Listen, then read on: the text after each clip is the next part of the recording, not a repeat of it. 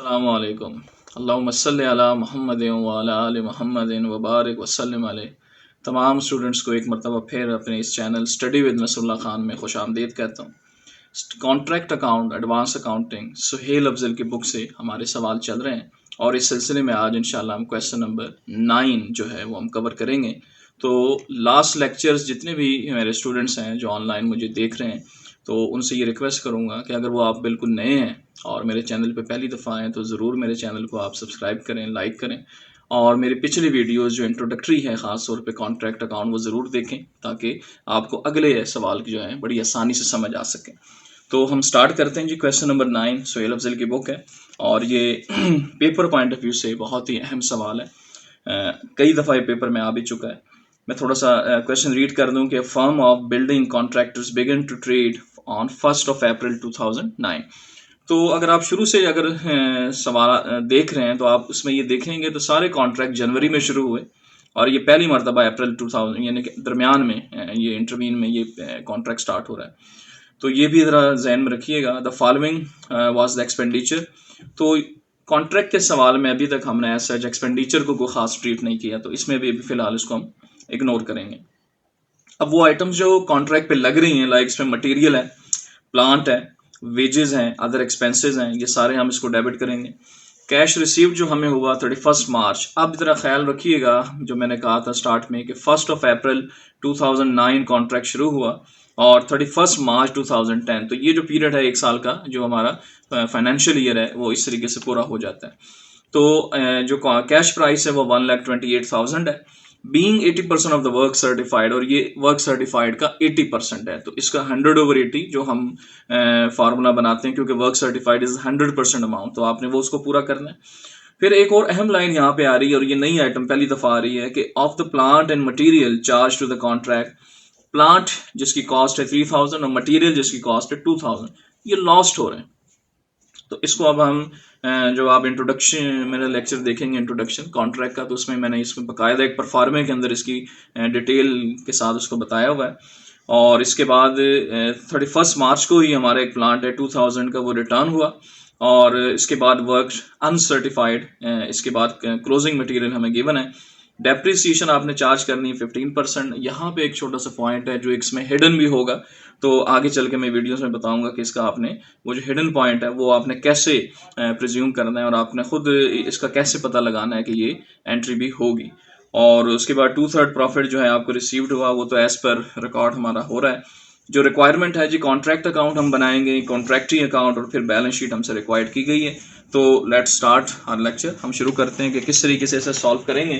तो चूंकि हमने सबसे पहले कॉन्ट्रैक्ट अकाउंट बनाना है, तो हम यहाँ लिखते हैं जी कॉन्ट्रैक्ट अकाउंट और इसका प्रोफार्मा हम बनाते हैं।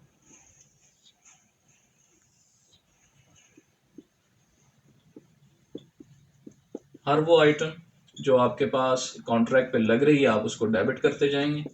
तो इसमें सबसे पहले हमारे पास मटेरियल इशू किया जा रहा है, तो हम उसको डेबिट करते हैं जो कॉन्ट्रैक्ट को इशू किया जा रहा है। तो इसकी अमाउंट है 51,000 रुपीज। अच्छा, इसके बाद प्लांट यूज हुआ फॉर कॉन्ट्रैक्ट, इसको हम नाम देते हैं प्लांट यूज्ड और इसकी अमाउंट है 15,000। वेजेस हमें गिवन है क्वेश्चन में एज एन एक्सपेंडिचर, हम इसको लिखते हैं 81,000। इसी तरह अदर एक्सपेंसेस भी हमें अवेलेबल है 5,000। तो जो हमारी कॉन्ट्रैक्ट अकाउंट को डेबिट हो रही आइटम्स वो हम लिख चुके हैं। अब हम चलते हैं अपनी क्रेडिट वाली आइटम्स की तरफ जिसमें हमें कैश रिसीव्ड गिवन है। हम इसको नाम लिखेंगे वर्क सर्टिफाइड।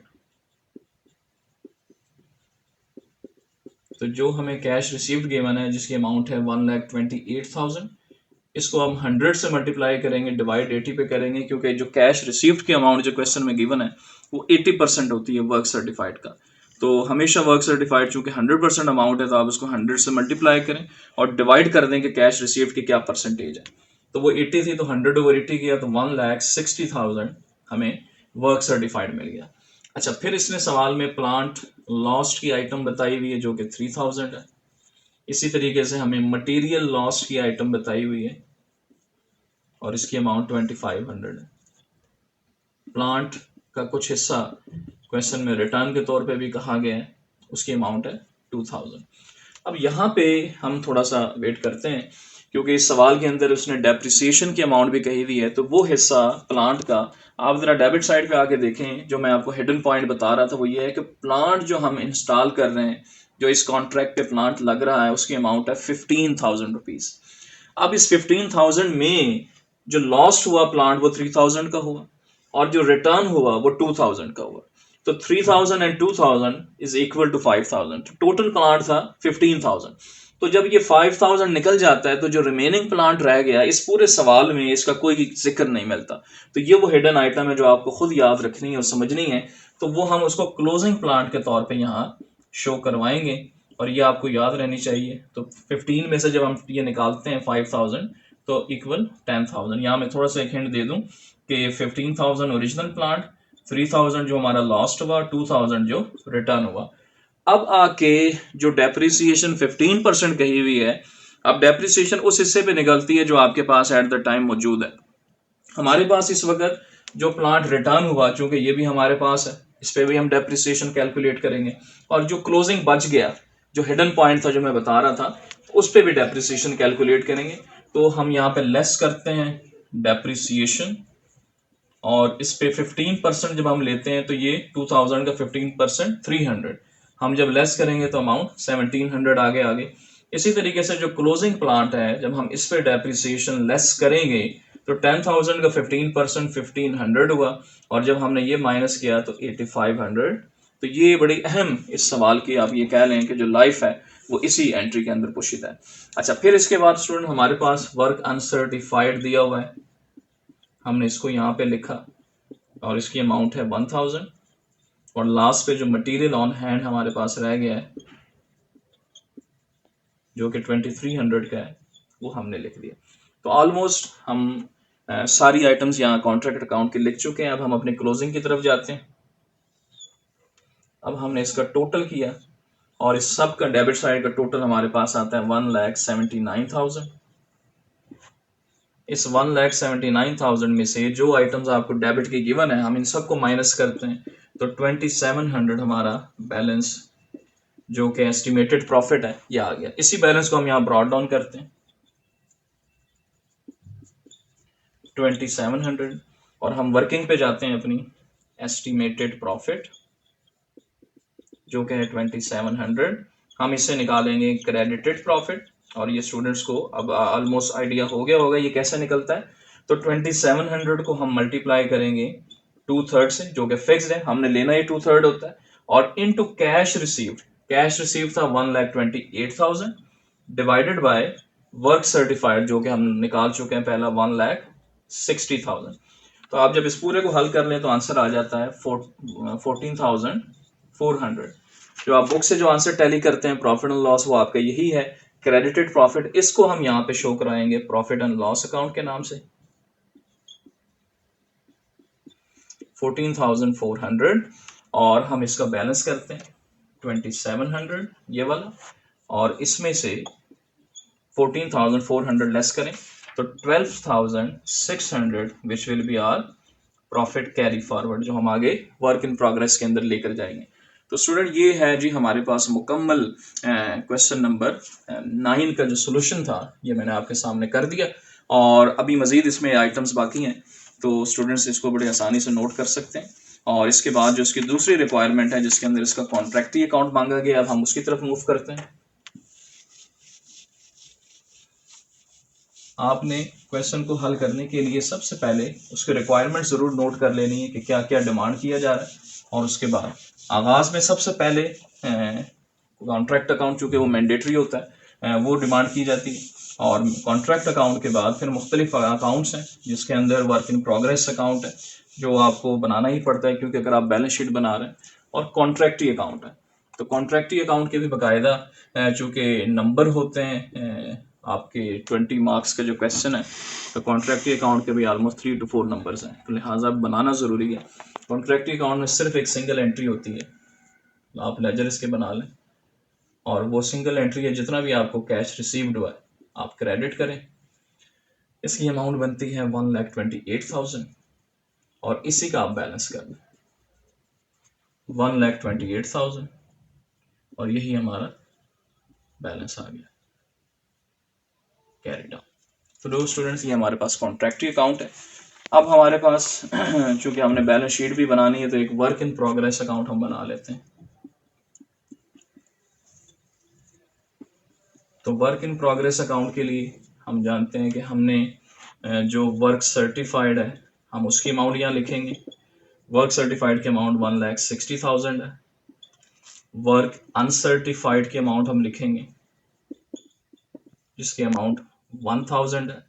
और क्रेडिट हम करते हैं वो जो लास्ट में हमने कॉन्ट्रैक्ट अकाउंट का प्रॉफिट सीएफ निकाला था हम उसको यहाँ पे क्रेडिट करते हैं। तो उस प्रॉफिट सीएफ को आप क्रेडिट करें 12,600। अब इसका आप टोटल कर दें 1,61,000। इसमें से आप ये 12,600 लेस करें तो 1,48,400 विच will be your work in progress. चूंकि अभी आ चुका है तो लास्ट में हमने इसकी बैलेंस शीट बनानी है और आप जानते हैं कि बैलेंस शीट जो है वो पूरी नहीं बनती, सिर्फ ये मेमोरेंडम के तौर पे शो होती। हमारे ये एसेट्स आ गए, हमारे यहाँ पे लाइबिलिटीज आ गई।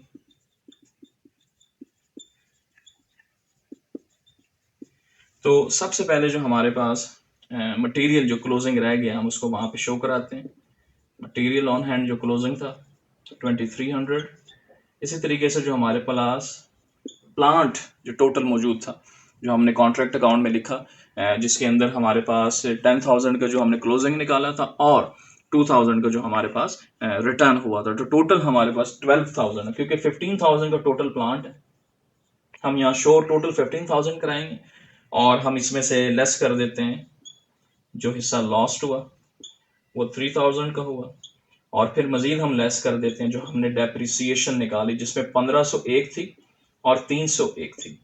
तो ये टोटल 1,800 की डेप्रिसिएशन हम लेस करते हैं और अमाउंट जो रिमेनिंग रहेगी 10,200। इसी तरीके से हम यहाँ पे लास्ट पे लिखते हैं वर्क इन प्रोग्रेस जो आप ये निकाल चुके हैं 1,48,400 और इसमें से हम लेस करते हैं cash receive which is your 1,28,000। तो अमाउंट आप लेस करें तो 20,400 आगे चलेंगे। अब हम लाइबिलिटीज पे मूव करते हैं तो यहाँ पे हम लिखेंगे क्योंकि और हमारे पास कुछ नहीं है तो जो प्रॉफिट एंड लॉस अकाउंट था हम वो इनर में लिखते हैं 14,400। इसमें से हम लेस कर देते हैं जो हिस्सा लॉस्ट हुआ, लाइक प्लांट जो है वो लॉस्ट हो रहा है 3,000 का।